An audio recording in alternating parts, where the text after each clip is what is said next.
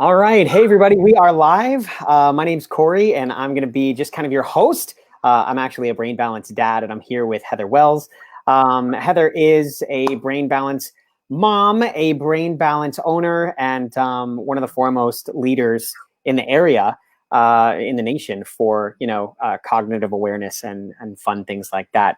Today, we're going to be talking about social, emotional, academic success through literacy. Now, what does that mean, and how are we going to discuss that? Well, we're going to talk about it here. We are going live across several different pages on Facebook to discuss it. We know that a lot of our parents are home right now, and so we hope that this serves as a resource for you and also gives you some valuable information that you can use as you go forward. So with that, I'm going to give Heather the floor, and I'll be here to help as the virtual MC, if you will. And we're here for a great meeting. So thanks, Heather. Thanks, Cory. So I'm going to start off by telling you about a young girl I've known. And when she tried to read, this is what her experience.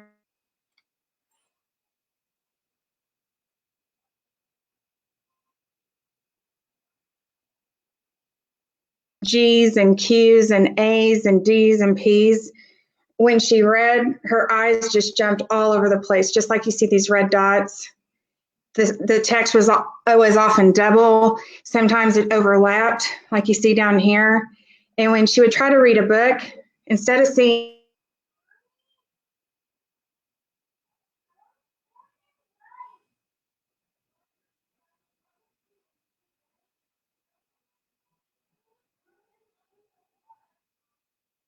my parents had no idea that I was legally blind and had tumors on both of my optic nerves.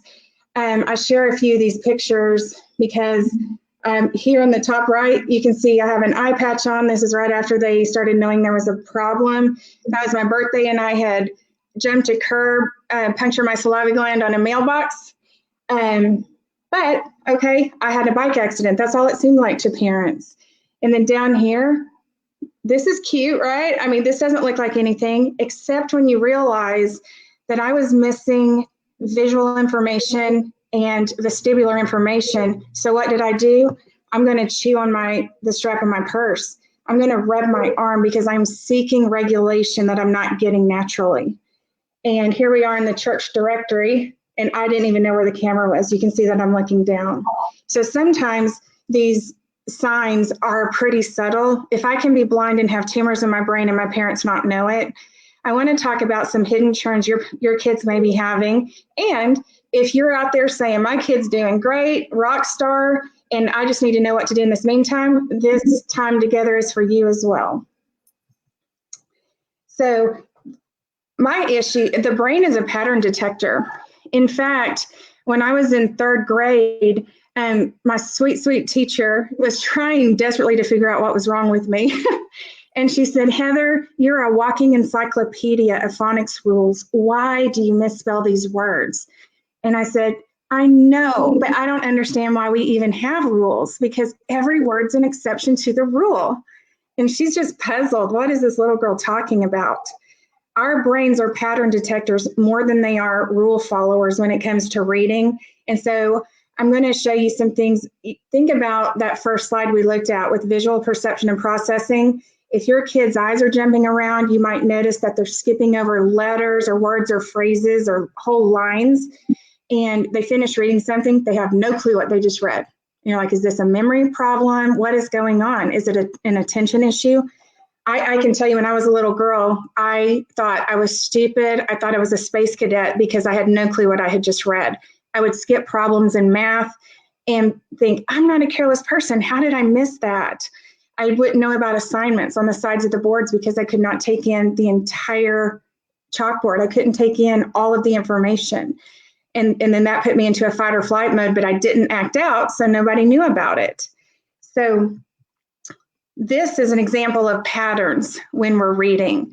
So, we talked about, I think one of the bullet points for today's event, we talked about the difference between learning to read versus reading to learn.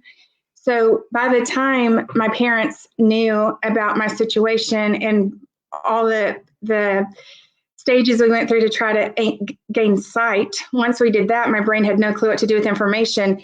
And I was already past the stage where most people are learning to read. Learning to read is, phonological awareness. I know that this sound goes with this letter. I start learning phonics rules. I know how to sound out words. I have working memory. That's something that's overlooked.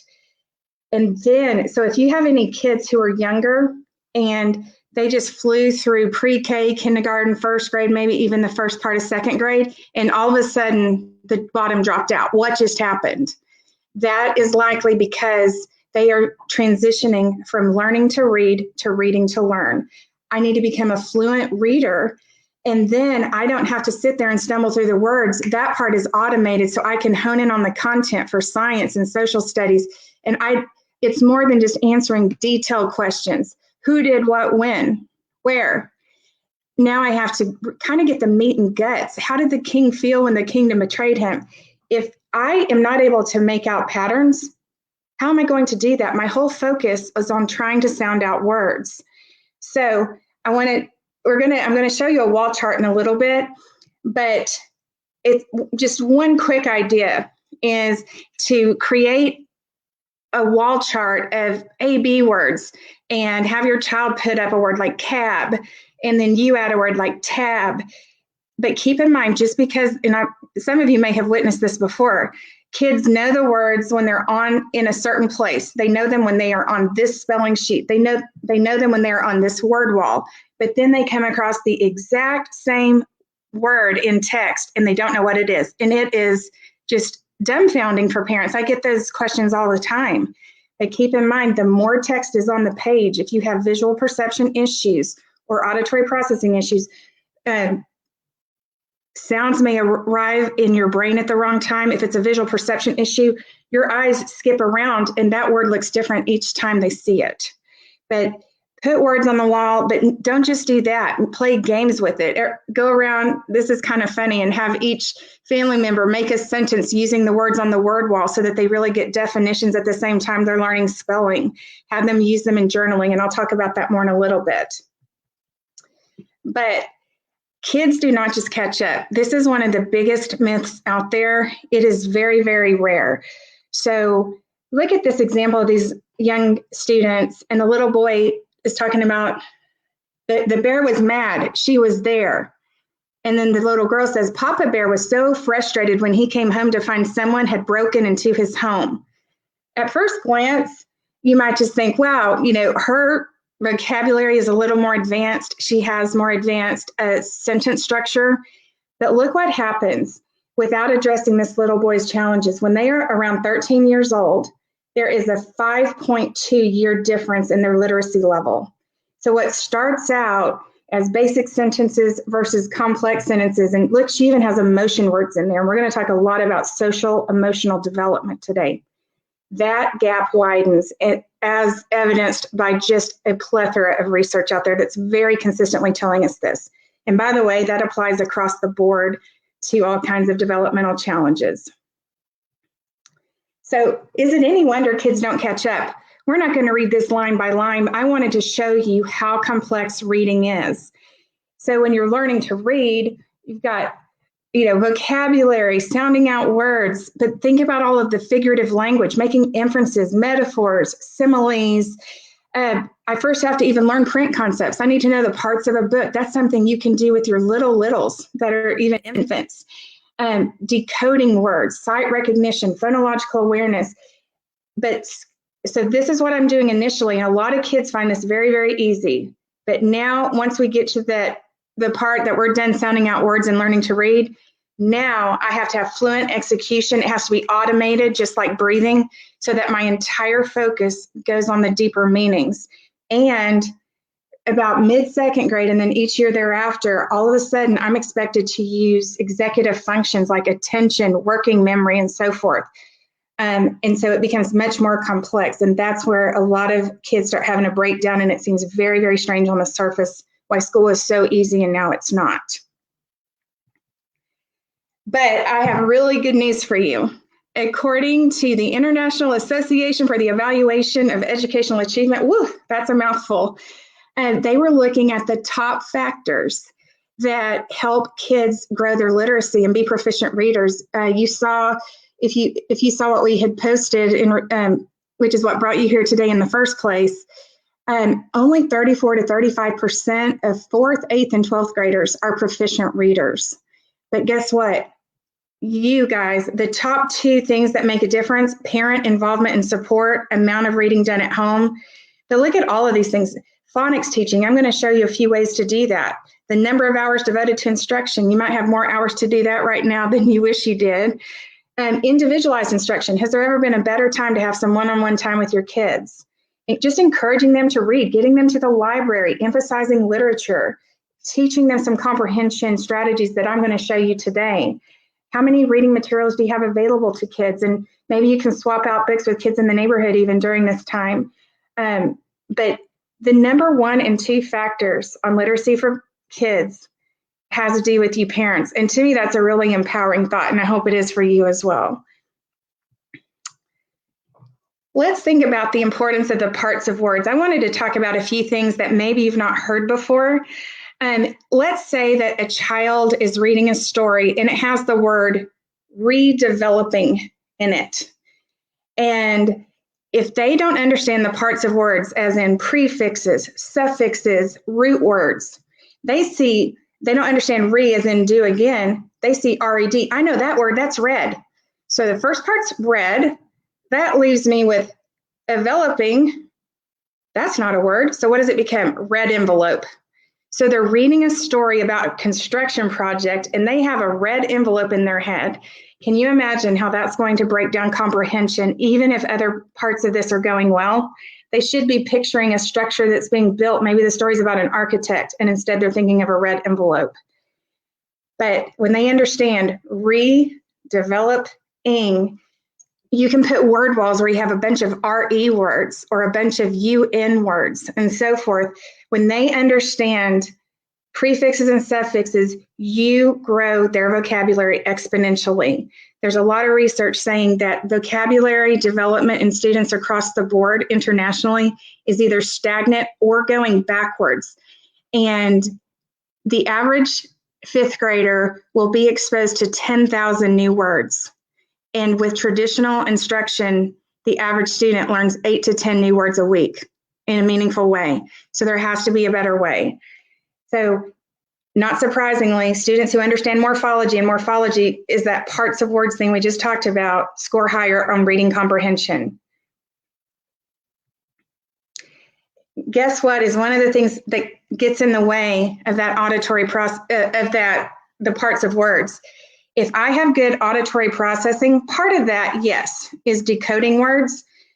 For example, some kids with dyslexia, maybe they hear the word good, foot, and it gets scrambled eggs in their head and it comes out goot. Or they're reading the word desk and the signal for the K arrives in their brain from the ear before the K and S arrive in the wrong order. So then they spell the word dex. That is part of decoding. But guess what? Auditory processing is the same part of our brains where we have time management, organization, prioritizing. I know what my assignment is, where it is, when it's due, how long it's going to take to get done. Now, if you're out there and you have kids who are not to the age yet, where they have these high expectations of those executive functions, the kind of life skills, getting stuff done kind of skills, they start growing in infancy. So even if they're not called on to use them yet, we still want to nurture their development. It's just like if I want to be an NFL player, I don't walk out into the field and just call myself a player. I have to learn to crawl and walk and do little league and work my way up through middle school and high school, college. And then, if I have the talent and everything, then I become an NFL player. The same thing with executive functions. But here's something else. Think about that timing we just talked about. If I have good timing, I can also break down words better. It helps me understand prefixes, suffixes, re, dev, bing. If I hear re, dev, and I hear that pause there, it helps me recognize the prefixes. Think about if you hear me say the sentence, I saw the cargo on the ship, versus I saw the car go on the ship. Tiny little pause completely changes the meaning of the sentence. Even the stress of words. So if I say the sentence, I think she should get the job, I think she should get the job. I think she should get the job. I think she should get the job, and so on. We could emphasize any of those words in the sentence and it completely changes the meaning. I need that timing to hear commas and periods and exclamation points. So expose your children to many kinds of sounds. Talk to them regardless of their age, regardless of their developmental level. Kids grow tremendous skills by hearing you talk to them, even if they do not understand what you're saying. They can learn prosody and intonation and tone of voice. Play turn-taking games with them. Play musical games. Think about a whistle. If you have sound effects and you're doing a whistle versus that, helps them start distinguishing questions that go up at the end of a sentence or a statement that has a downturn of the pitch at the end of a sentence. Play drumming games. You tap a beat and have them tap it back to you. Have them make up a beat. You tap it back to them. All of those are ways to grow their ability to read between the lines and get more than just the words out of what they're reading, as well as the words themselves, being able to count how many sounds are in the word, and so forth. But the other thing I want to tell you about auditory processing that many people have not heard is it is not just about decoding and following directions. It is about filtering sound. We have so many kids come see us who do not make errors on like kind of getting words scrambled in their heads, but they do not know where sound is coming from. Why does that matter? You know, that's something we take for granted. But think about little Johnny's on the baseball field and somebody yells, "Look out!" I don't know if he's saying that from over beside me or behind me or in front of me. I no longer feel settled in my environment. Think about when you're driving and you hear a siren and you're like, I can't figure out where it's coming from. I got to get out of the way. That little moment of panic. Can you imagine that all the time? Here's the other thing. When I know where sound is coming from, it allows me to filter sound. I can filter out extraneous sound. I can focus on my literacy. I can focus on the instructions my mom's given me. Tune down the TV, pay attention to mom. Ignore the TV, ignore the sound in the hallway, pay attention to what the teacher is saying. If I cannot filter sound, I'm trying to be good, I am trying to pay attention to you, all of the sound goes up as a unit. And then I'm either going to lash out or I'm just going to shut down. So go on a listening walk. You know, have your kids listen for noises, identify where they're coming from, and guess what they are. Is that a frog? Is it a bird? Is it the rustling of the trees? Is it a cat? Have them, for visual perception, take in their environment and count how many flowers they see or how many ducks or whatever it is. Play I Spy during a walk.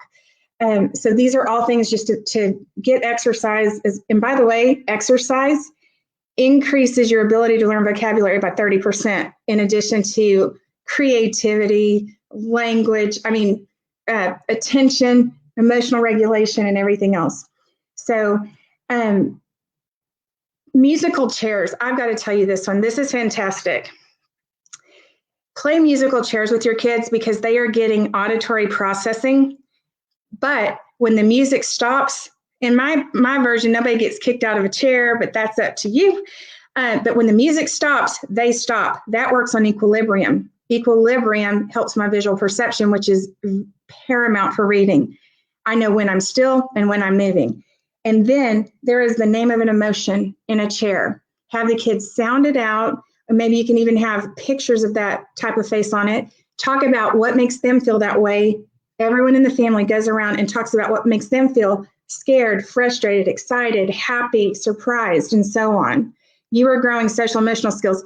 And then when you come across those words in text, connect those dots so that so many kids struggle with generalization. They may know that Clifford, the big red dog, is a dog. They may not know that that furry thing next door is a dog. So on all things, whether it's social, emotional, vocabulary, all kinds of concepts, look for ways to apply words and emotions and other concepts in context. So if, when I was describing my experience as a little girl, any of that sort of rang true, yes, my child skips over letters, words, phrases, they stumble through words. They come up home and I'm like, why didn't you tell me about that assignment? And they tell me, Mom, I didn't know. Maybe they're acting like they're in fight or flight all the time. Here are some things you can do. Like I already mentioned I Spy. One of the best things you can do is play memory games. Memory is so fantastic because working memory, that means the ability to hold information in my head and use it as long as I need it, and then filing it back in long-term storage. Some of our kids have difficulty even remembering the end of a word by the beginning of the word by the time they get to the end of it. Some kids can do that, but they start struggling a little in a few later grades because they cannot remember the first part of a sentence or a paragraph by the time they get to the end of it. And here's the thing. If I am struggling with big picture, context, generalization skills, what is the main idea? What is the gist of this story? Maybe I can wrap off all the facts, but I'm having trouble with the big picture stuff.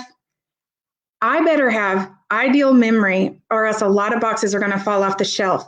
When I was a freshman in college, this is the only class I ever didn't like. I loved the professor. He was super sweet. Most of us didn't attend class because he would just read the overheads to us, and attendance didn't count for the grade. That's the only class I've ever done that in.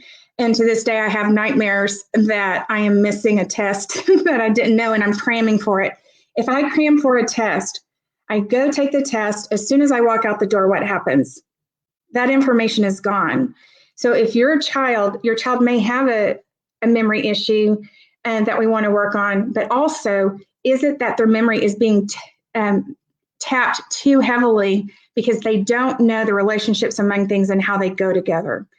That is one of the biggest things that will put a child into cognitive overload and cause emotional breakdowns or just shutting down altogether. So memory is fantastic for this because you're working on memory, but also when they turn the cards over, they have to know if they match. Sorting by attribute. You can do this with laundry or with toys. Give me put all the red clothes together, all the blue ones. You can do it with blocks. Do it by one attribute at a time. Give me all the things that are triangles. And then as they get good at that, do two attributes. Give me all of the red triangles, all of the blue squares. Dominoes, cards, bingo, all of these are excellent. You're getting proprioceptive input to help their body awareness. They're having to match things. They have, think about Go Fish. I have to remember who I asked for all of their jacks and remember who said they didn't have any. Find the difference. Once kids are good at matching things and know things that go together, they also need to be able to distinguish the differences. We learn so many skills in our sensory motor system that then transfer to life. When I can visually discriminate things, that starts growing the cognitive capacity for me to understand the differences among different choices that I have and what the outcomes might be. And then usually you work with manipulatives first and then move on to worksheets. But puzzles are fantastic, parquetry boards, anything where you're matching, sorting, what's the same, what's the different, where's Waldo? One of these things is not like the other. All of these are very directly related to literacy. And one more thing before we get directly into some literacy tasks per se with books, I had to mention body awareness. If body awareness is me feeling my body the way I'm supposed to. When I'm happy, I smile, I can feel my body smiling. I know when my body's relaxed or tense. I know that I'm happy, so I connect that emotion with that body language. That teaches me to read your body language.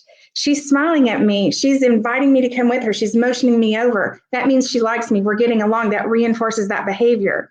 If I do not feel my body the way I'm supposed to, that is, think about if you've ever had Novocaine at the dentist and you can't feel your face. Can you imagine? That's a little more profound than probably what these kids are going through, but they do not know what their body is expressing. They may not really be able to distinguish their tone of voice. If I can't feel it in myself, I'm going to miss your cues. They're going to go right over my head. And I'm going to be sitting there thinking, why doesn't Jason want to play with me on the playground? And then it comes to literacy. How do you think the queen, why is this queen angry? Why do you think, she feels angry at the constituents? And this little child is thinking, shoot, I don't even know why Jason didn't want to be my friend. I had never even met this queen. How am I supposed to know? So our social emotional, our relationship skills play right in with our ability to get the social emotional content out of a book. And another thing I want to keep in mind for y'all is children may learn this emoji means excited. This emoji means angry. But again, because of generalization, can they transfer this to meaning this character is excited, that this queen is angry? So every opportunity you get, don't just rely on one emoji. Look for multiple pictures that kind of portray the same thing and talk about what makes them feel that way and why do you think this character feels that way. So, and then executive function. Now, this really comes into play a lot for kids who are sailing through the early grades and then just seemingly out of nowhere, they start struggling. First of all, I have to be self-regulated. I need, if any of y'all have kids who go from 0 to 60 at the flip of a switch, and you're like, whoa, what just happened? What's wrong? Why are you feeling that way? I don't know. If they say, I don't know, they're probably not being evasive. It's probably the most honest answer they can give you. That is an executive function that comes from communication among all the parts of the brain, and even from movement and sensory input. That communicates with the emotional regulation center that we have. Attention. There are many different kinds of attention. It is not just the ability to sustain attention. I have to be able to shift attention, divide attention. I have to be able to select attention.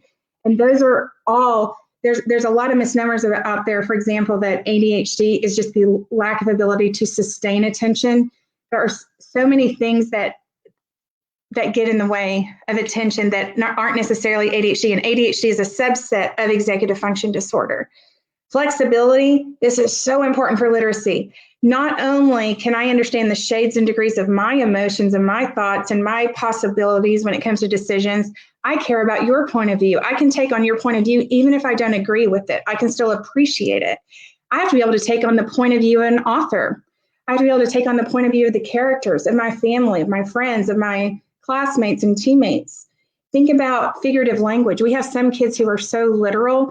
If you say it's raining cats and dogs, they're looking for the animals falling out of the sky, or sarcasm or humor, metaphors, similes. What about homophones and homonyms? All those words that are either spelled the same and have completely different meanings, or they're spelled differently, but they sound exactly the same. Those can be really tricky without flexible thinking. I require flexibility to compare and contrast. That is a huge thing for school, is compare and contrast. Compare and contrast these characters. Also have them compare and contrast the characters to who they are. That really helps grow a sense of self. When I'm writing, relevance, man, what details are relevant to what the teacher is asking me to do? I don't want to get bogged down in the details, but I have to have enough to support what I'm saying while still it all being within the context of the big picture. Metacognition is huge. Metacognition means being aware of what you know and using it to help you with the task at hand. That is so key, because if these kids have sensory motor issues, that impacts the background knowledge they can bring in. So let's say that you went on a really awesome vacation over Christmas, and then you come back and the kids are in school and they're reading a story about a family's great Christmas adventure. Guess what? Those kids didn't feel their toes in the sand the way you did. Those ocean waves weren't relaxing to them. They were very overwhelming. The water, why were y'all raving about how pretty it was? It doesn't look that great to me. The food tastes funny. Everything stinks. It's making me gag. When they come back, those memories are encoded differently. What's supposed to happen is I had this great time. I'm emotionally connected to my family. So when I'm reading this story, I'm picturing those connections with the family and I'm reliving that sensory experience. So, and being able to stick to it. So many of these kids get called lazy and task avoidant. How hard could we churn until we run out of gas and we just can't keep going anymore? So we got to get these kids out of a compensation mode and out of a churn. It's cool that we can compensate on one level, but on the other hand, anytime there's something that we can address where I don't have to compensate, that is a quality of life issue. So it's just really important. And then we've already talked about this at the top about time management, planning, organization. If your kids are having executive function issues, sensory motor challenges, reading issues, one last thing, the amygdala, that's the guard dog of the brain. Through the brainstem comes my sensory motor information. If I am misperceiving that information, my body goes into a fight or flight mode. Even if I have never been through a trauma, my brain will behave as if I have been. My brain will think I am not safe. And guess what? Information just gets stuck right there and it doesn't make it to the hippocampus for memory, emotional development, language storage. And then the information does not travel to the prefrontal cortex for all those executive functions we just looked at. So if you have a child who is acting like something really bad happened. Sometimes kids, we know that kids lie sometimes, but it's also important to realize that if the amygdala hijacks my information, my memory gets encoded incorrectly. And in my heart and soul, I am not lying to you. I am telling you the truth. And so I just want to give that little caveat. But even when they are making poor decisions, when they're in survival mode, that fight or flight, it is not about morals, personality, or choice. These kids are acting off instinct, emotionality, and survival. So now it gets fun here. Growth mindset is so important. There is a wealth of research that shows when kids are taught about neuroplasticity, and that means when you do hard things, your brain grows new connections. When kids know that, their efforts go through the roof and outcomes skyrocket. Duckworth, Dweck, Yeager, for anybody out there wanting to look these up, study after study shows it's one thing to say, yeah, you can do it, versus you actually grow new neural pathways. And there's a fantastic book, by the way, called Your Fantastic Elastic Brain, Stretch It, Shape It, Grow It. That is so good for talking to kids about their brain growing new pathways. It's like they think about their brain growing new muscles. That puts a physical kind of stamp on what you're trying to teach them. And a lot of these kids have difficulty with abstract concepts. So to get them into this character growth and development, read books on social, emotional, and character topics. When you do that, you are getting the communication going in all different parts of the brain.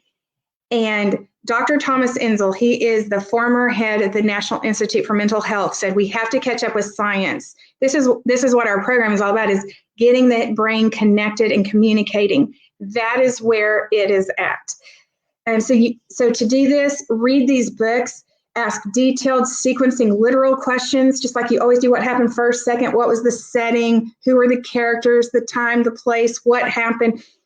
But also ask main idea, emotion, predictive, and inferencing questions. I am going to show you how to do this right now. There are some excellent places you can get books. This series, Weird, Dare, and Tough, is from freespirit.com. I love their books. And they just came up with one about worry is not forever or something like that, which is really kind of apropos with what's going on in the world right now. But I've never seen any of their books that did not have social emotional activities in the back or front for you, that does a lot of the work for you. So they're fantastic. I wanted to use this one as an example because this is the coolest thing. This is a story about a girl who was being bullied, told from the perspective of the girl being bullied, the bystander who's trying to decide, do I speak up or do I stay quiet so she doesn't pick on me, and the girl doing the bullying. Notice that I am saying the girl doing the bullying rather than the bully or the bullier. Why? Research also shows, we are talking to kids about, just because you can't do this yet doesn't mean you can't do it. Your brain can change. You can grow character skills, academic skills. If we call someone picking on our kids a bully, what we are saying is they can't change. They're fixed. Oh, but you can change. Do hard things and you're going to grow. That's a very confusing message. These kids have a lot of difficulty separating what they do from who they are. And that's powerful. Our kids are more than what they made on a math test. They are more than a baseball player, a sister, a brother, a sibling, a grandchild. They have their own motivations, their thoughts, their feelings, their hobbies, and they have their own character, their hearts and their souls. A lot of these kids with executive function challenges, which includes ADHD, 98 to 99% of adolescents and adults say that they have rejection sensitivity syndrome. And what is that? Look at all of these positive comments this child is receiving throughout the day. But guess what? There was only one negative. You can be a jerk sometimes. Is that dinner? All the others are grayed out. This is the one on his mind. And now he can't even go to sleep that night. Their happies are sometimes happier, but their feelings of rejection are much, much stronger.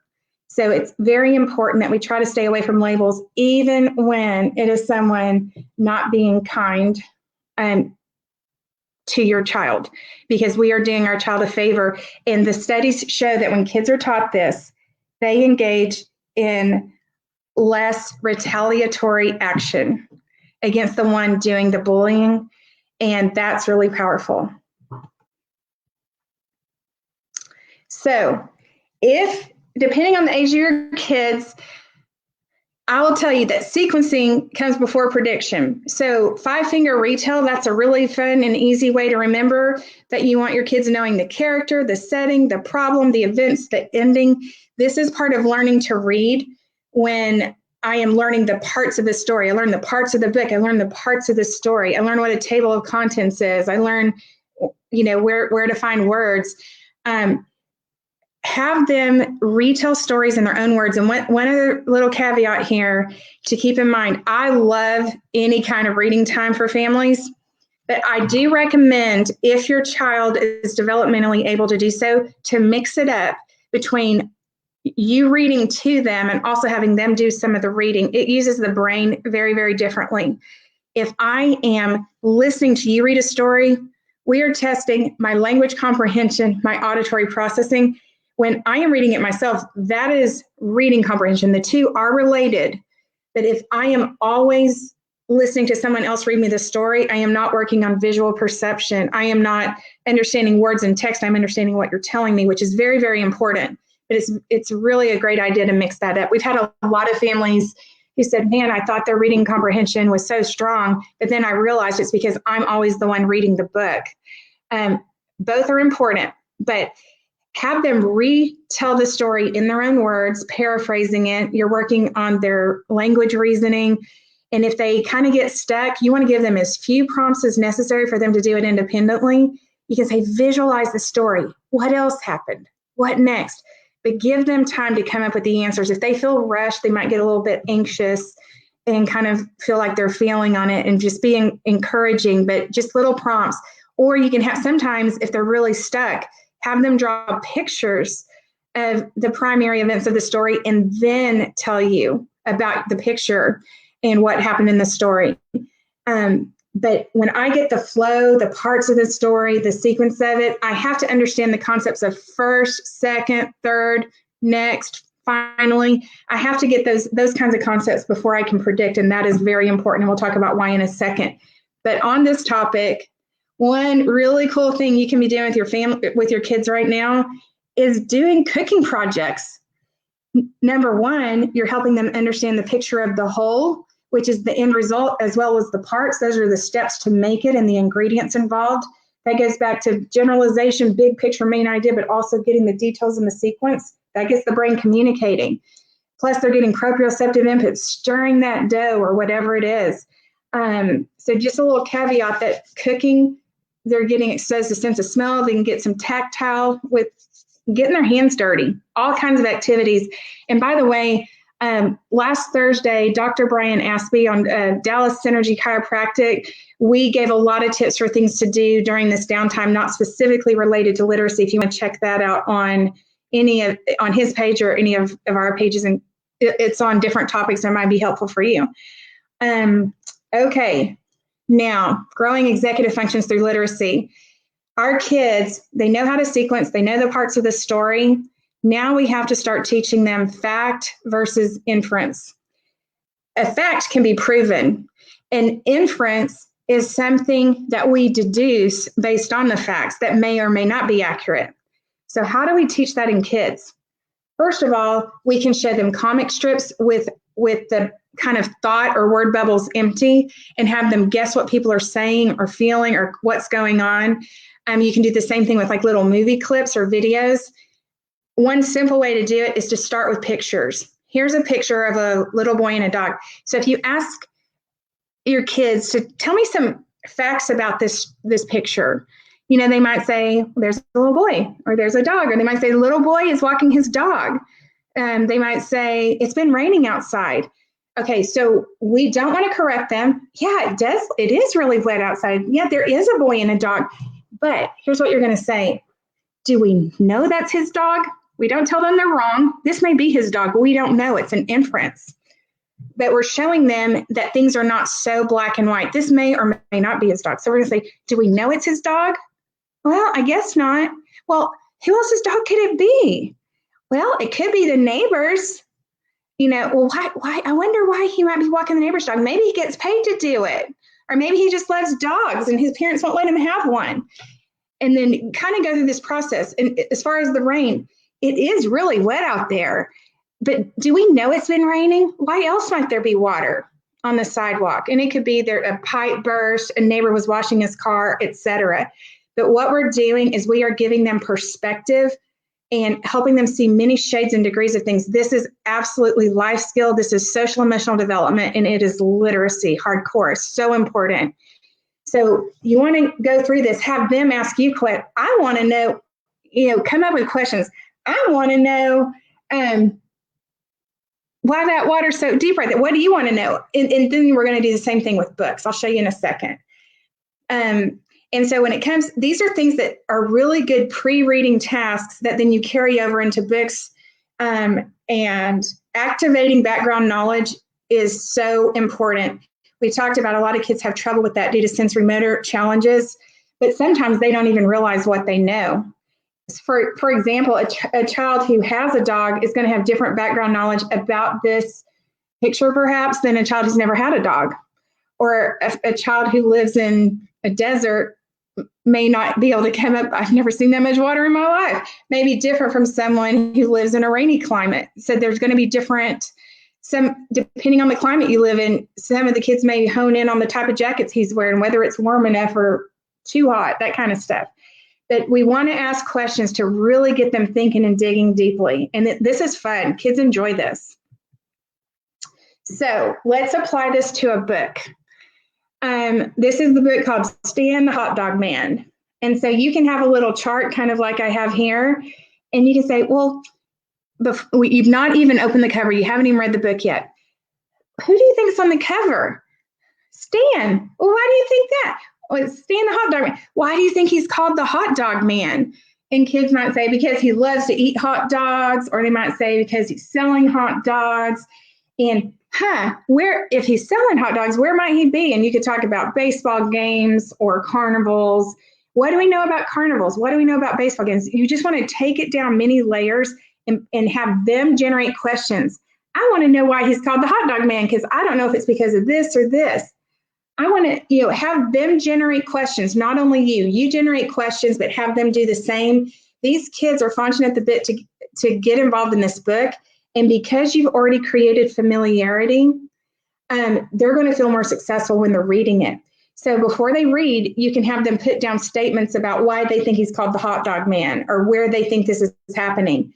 After the reading, we need to circle back. Were we right or wrong on this? What page and what supports the sentence? This type of activity has been shown to not only increase inferencing skills that we need for every part of life, but also to increase their recall of details of a story, because they are paying attention to the details in a new way for a new purpose so that they can figure out if their inference was correct. Huge results across the board, across many, many studies. This has been studied from kindergarten all the way through seniors in high school, and it's one of the most powerful things we can do to grow literacy. Activate background knowledge that they may not even know they have. Now, another thing to keep in mind is fix-up strategies. So if comprehension breaks down, a lot of kids don't have enough self-awareness to know that it broke down. And so that involves self-regulation, but we want to actively not assume that kids know this. Reread what you just read. Because a lot of kids will just keep motoring through. If any of y'all have impulsive kids out there, if you see them acting impulsively in other ways, they're also doing the same thing probably with their assignments. Have y'all ever thought, man, he was so prepared for this test and then he bombed it, I don't understand?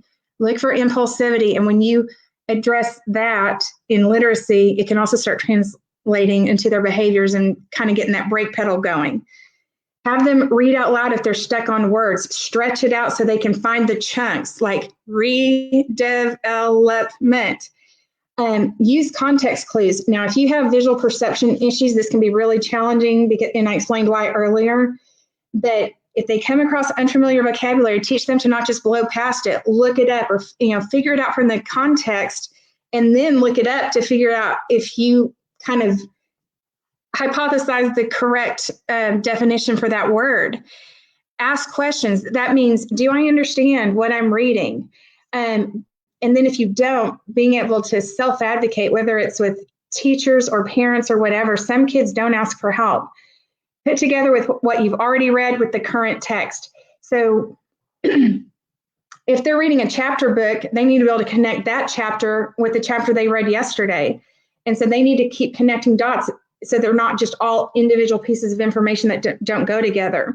Or if they're reading a book about planets, they need to think back to other books that this reminds them of and what they learned about planets, so they can compare and contrast what the authors are telling them in these books and make connections with what they know. We went to a planetarium and I learned this, and that's different from what this book says. Or wait, I saw that simulation. So yes, I guess I'm using this example because I grew up in Huntsville, Alabama with NASA, and we got to do cool simulations all the time when I was growing up. Have them slow down, think about the author's purpose. What is the author trying to tell me?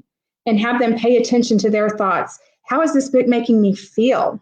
Why?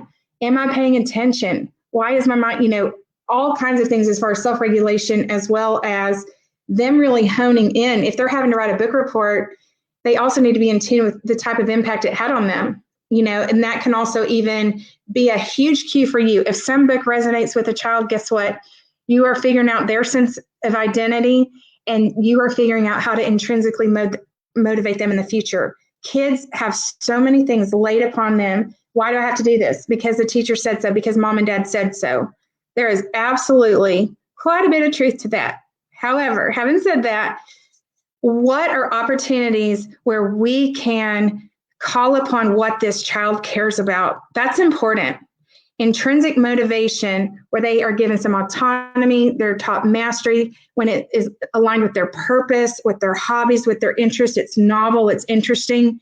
They are not churning as hard when they are doing things that are innately rewarding for them. And it's not a negative. It's sometimes, it can look like if they really want to do something, they can. It's just only when they're interested in it. A lot of these kids are literally have brains wired for intrinsic motivation. What they care about absolutely matters.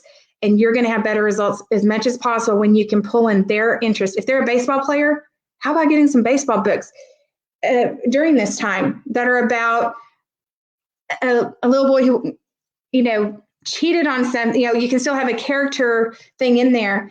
We don't want books that they are walking encyclopedias about, because then you're not stretching them. Neuroplasticity and new neural pathways happen when I am putting effort towards this, I'm interested in it, and it's stretching me, but it's not so hard that it is just mind-blowing. So but just keep in mind to use these strategies. They need to be intentionally taught it. We cannot assume, well, of course, if they didn't understand something, they're going to reread it. No, a lot of these kids don't. Deliberate effort to understand. They've got to remember to deploy this. So there we are back to memory, self-regulation, so that I know when I don't understand, and then the ability to implement. These are more critical thinking tasks that we kind of need to work on with them. And then for prediction, here's an example. It was a beautiful spring morning. Priscilla the bear decided to take a walk through the woods.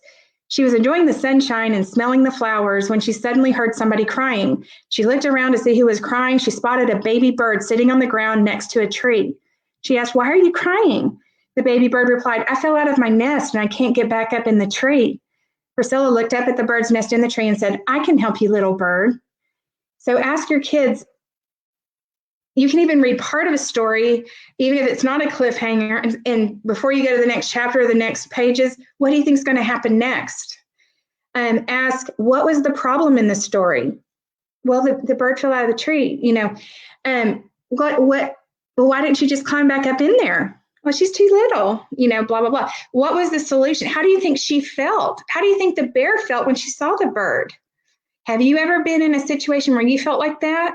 What did you do about it? Is there anything you would do differently next time? What was the solution here? Do you think that was a good solution? Why or why not? Ask a lot of questions about any story where, or what kind of, if a child's old enough to understand character traits, what kind of character do you think the bird has? Oh, that's kindness. That's generosity. That's, and then have them write in their journal about that trait so that we're just carrying it over. These kinds of meaningful conversations and all of these strategies I'm telling you are based off of What Works Clearinghouse, a meta-analysis of 812 studies over 20 years. This stuff is really powerful and makes a huge difference in development. So think about when I can predict in a story, it decreases my anxiety. When I learn prediction, I know what to expect, and so I don't have to seek reassurance all the time. We initially learn it through our sensory motor system. I'm walking through a door. I predict when to reach out and grab the handle. So if there's any fails there, I didn't know when to reach out and grab a handle when I was a little girl. That's going to impact my prediction skill. When I can predict what's going to happen, anxiety goes down. I have to be able to predict what's going to happen based on decisions I make without impulsivity. I have to be able to pause and think through all of the options. And so we can see, we've already talked about the flexible thinking, social, emotional, cause and effect, problem solving, generalization skills involved. When I face a similar issue later, I have to be able to think, I faced something really like this before, and I did this, and this is how it turned out. And then it helps me inform my decisions. And what am I doing when I do that? I'm pulling in background knowledge. Another very effective technique, I mentioned that only 8 to 10 words are learned a week through traditional vocabulary. Look for words that your child may not know. This book, Sylvester and the Magic Pebble, is written at a very young age level, and yet look at all these words that I've highlighted: pebbles, unusual, extraordinary, flaming, remarkable, excitement, ceased, gradually, vanished, existed. Do you think a child in first or second grade knows all of these words? It's a great story, but what am I going to do? I am going to draw these out. We're going to talk about what they mean in advance. We're going to have the kids use them in multiple contexts. You're going to use them in multiple contexts. We're going to have them journal and use some of these words in their journal. If they talked about picking up rocks with their friend, let's change the word rocks to pebbles. But other fun ways to generalize words, think about all the games you have at home that might be really fun right now. And by the way, doing hands-on manipulatives is so much more powerful for development than screens. Even if you're doing a learning game, sitting around the table, family time, turn taking, having to pick things up or using fine motor skills, matching, it works the brain in so many more ways. Read books with word families. Remember that our brain is a pattern detector. Mr. Zag has a lot of AG words in it. Teach them, you can do word walls with a bunch of root words, prefixes, suffixes. How many different words can you make out of this root word? Visible word walls. But don't try to make it look pretty. Let this be student directed, because then they'll take ownership and they're going to be more engaged in it. Read and write poetry. Why? Because most poetry, especially at young ages, rhymes. And that way you're working on word families, starlight, star bright, first star I see tonight, I wish I may, I wish I might. And word ladders. This is a word wall, just an example, but just imagine this kind of tacked on the wall and everybody goes through and puts AG words or AT words or words that have the prefix RE or the suffix ING. But again, just a reminder that kids may learn the words on the wall and then not recognize them in text, but hopefully that makes sense now, and we're working on ways to get around that. Anybody who wants some word ladders, I'm not going to read this one just for time, but there has been research done on word ladders, and they improve understanding the parts of words, decoding words, and reading comprehension. But just so you get an idea, we start with the word wash, change a letter to make a way to prepare potatoes, mash. Change a letter to a pole rising from a ship's deck that supports the sails, mast. And you go on through and tell them to look at numbers, and then you have a message here, wash your hands, which is very apropos right now. There are a lot of these online. I have just a wealth of resources. And this is not just, we have brain balance centers all over the country. I know a lot of them are tuned in right now. We're here to help you and support you. So if you need resources, please let us know. Journaling is, I've said this several times, but I'm really passionate about wanting a genie in a bottle to grant me the wish of every child and really even adult journaling. It obviously works on journaling. I'm sorry. Yes, journaling works on journaling, literacy, perspective. If they've had a hard day and they write about it, that is very cleansing. It's very regulating. Even the strokes of the pen are very regulating. Goal setting. My goal for this week is this. My goal for next week. Today, I could have worked harder on this. I did my best work on this. My favorite activity this week was because my least favorite activity, what you are doing is you are helping them grow a sense of identity. You are helping them work through their social emotional challenges. You can take a character trait from a book you've read and have them write about it, like compare and contrast who they are to one of these characters. Sensory motor growth, fine motor. When you use fine motor, emotion drives attention. Attention drives memory, learning, and just about everything else. Dr. Robert Slawester, former professor of education at the University of Oregon, talked about the power of fine motor. If you have little ones who are not able to write, they can draw pictures, they can cut pictures out of a magazine, you're still getting fine motor skills, and glue them in their journal. You've got gratitude journals. Gratitude absolutely rewires our brains in such a positive way, and it opens you up to the big picture and positive emotions. How about a mom-daughter journal or a dad-son journal, where you each kind of write thoughts that you're sharing with each other? How special is that? And there's so many. There's no one else like you. You can have word cards and have like I can, and then have a bunch of cards laying on the table and have them put together sentences where they're learning sentence structure, but they're also kind of like positive affirmations. They have sporting journals here. So the power of yet. Just because you can't do something now, it's just that you can't do it yet. What did you learn from today's work? What steps did you take to make yourself successful? What are some different strategies you could have used? These are the types of growth mindset things that we want to cultivate. And, Post-it notes. A great book, a great type of thing to do is to look for inventions that happened as a result of accident. Post-it notes is a great example. What about Edison and the light bulb? He didn't fail. He found all the ways that didn't work first. Those would be fantastic books for character growth and development right now.